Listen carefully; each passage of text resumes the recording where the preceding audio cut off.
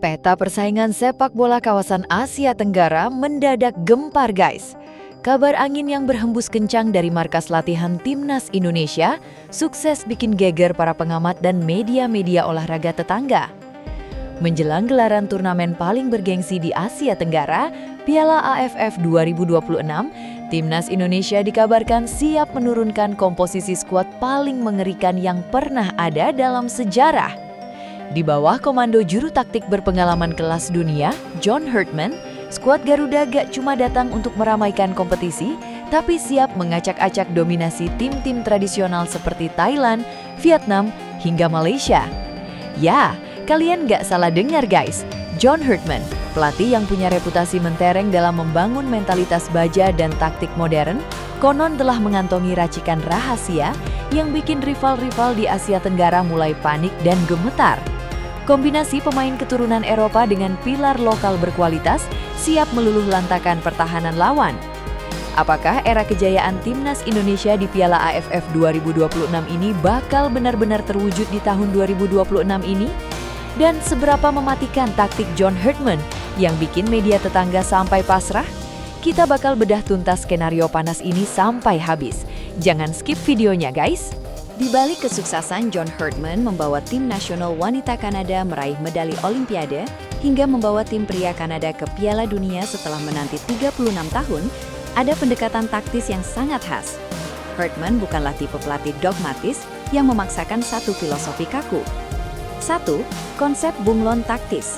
Herdman tidak pernah terikat pada satu formasi seperti 4-3-3 atau 3-5-2. Rahasia utamanya adalah flexibility based on opponent atau fleksibilitas berdasarkan profil lawan. Saat melawan tim kuat, ia menumpuk pemain di lini tengah, menggunakan blok pertahanan medium, dan fokus pada serangan balik kilat. 2. Eksploitasi ruang transisi, serangan balik vertikal. Herdman sangat percaya pada efisiensi transisi positif, yaitu dari bertahan ke menyerang. Rahasia taktiknya terletak pada kecepatan vertikal. Begitu bola direbut, instruksi utamanya bukanlah menguasai bola lama atau possession for the sake of possession, melainkan langsung mengarahkan bola ke depan atau vertical passing dalam waktu kurang dari 5-8 detik. Ia mengandalkan pemain sayap atau wingback yang memiliki kecepatan di atas rata-rata, seperti Alphonso Davies atau Tajon Buchanan di Kanada, untuk langsung menusuk ke area kosong lawan sebelum benteng pertahanan lawan terbentuk. Saat melawan tim setara atau di bawahnya, ia menginstruksikan garis pertahanan tinggi atau high press dan mendominasi lebar lapangan. Formasi timnya sering berubah secara dinamis di tengah laga, misalnya dari 4-4-2 saat bertahan menjadi 3-4-2-1 saat menguasai bola. 3. Pressing trap, jebakan area spesifik. Herdman jarang meminta timnya melakukan gegenpressing tanpa henti di seluruh penjuru lapangan, karena itu menguras fisik. Sebaliknya, ia merancang jebakan pressing.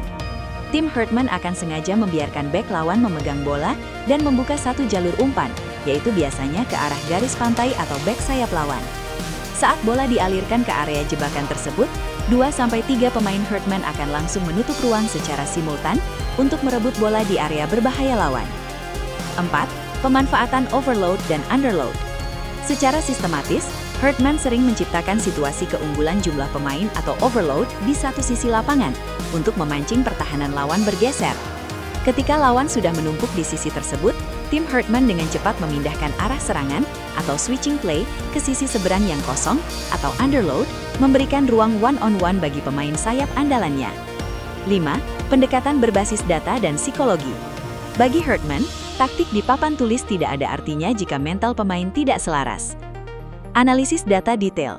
Sebelum bertanding, Herdman dan tim analisisnya memberikan klip video singkat 15-30 detik ke ponsel masing-masing pemain yang berisi kebiasaan dan kelemahan individu pemain lawan yang akan mereka hadapi secara langsung. Matriks kejelasan peran. Setiap pemain diberi 3 tugas utama yang sangat spesifik atau clarity of role, sehingga tidak ada keraguan saat berada di bawah tekanan tinggi di lapangan.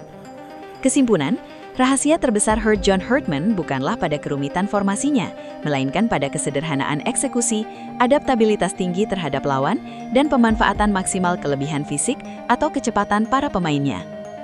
Sebelum kita bahas komposisi skuad mewah yang siap diandalkan, mari kita bedah dulu sosok di balik kemudi Timnas Indonesia. John Herdman. Bukan rahasia umum lagi kalau John Herdman adalah sosok pelatih dengan track record yang sangat luar biasa di kancah internasional.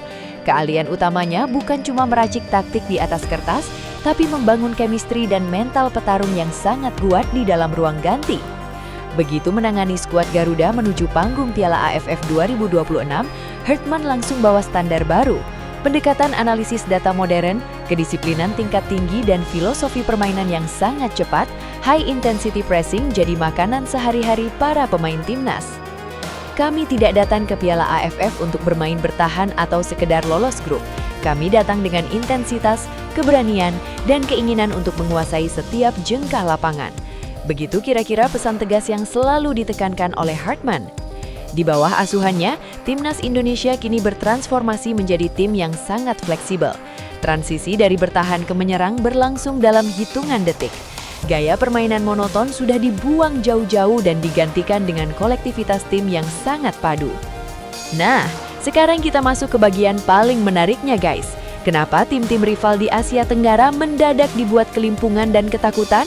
Di Piala AFF 2026 ini, Herdman diprediksi bakal memboyong kombinasi materi pemain terbaik yang pernah dimiliki Indonesia.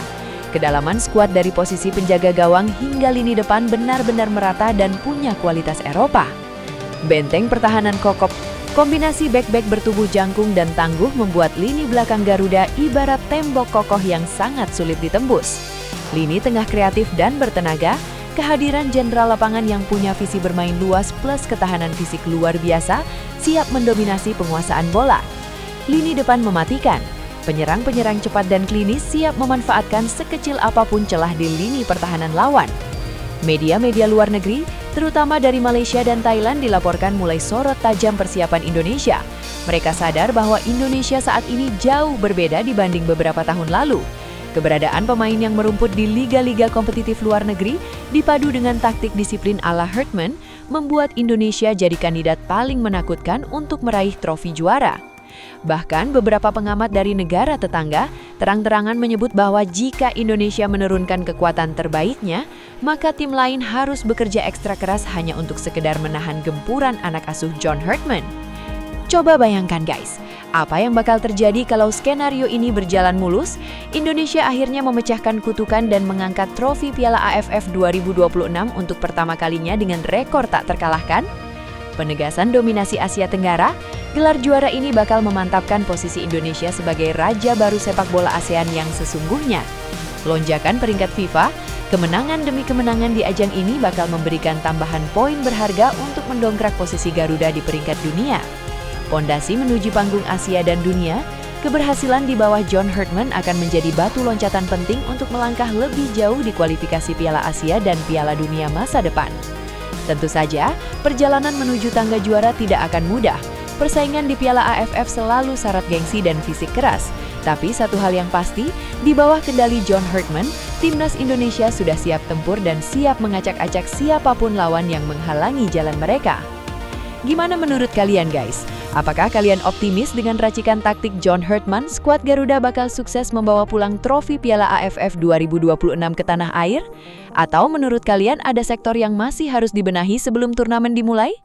Coba tulis prediksi skor, susunan pemain favorit dan analisis terbaik kalian di kolom komentar di bawah ini ya.